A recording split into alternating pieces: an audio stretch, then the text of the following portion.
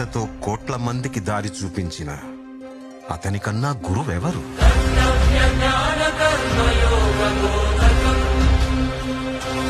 రక్షణ కోసం సముద్రం మధ్యలో ద్వారకా నగరాన్ని కట్టిన అతనికన్నా గొప్ప ఆర్కిటెక్ట్ ఎవరు?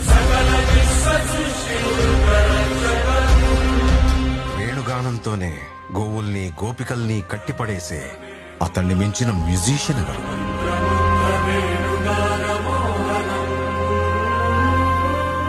ధర్మం కోసం యుద్ధం చేయమని చెప్పిన అతన్ని మించిన వీరుడెవరు?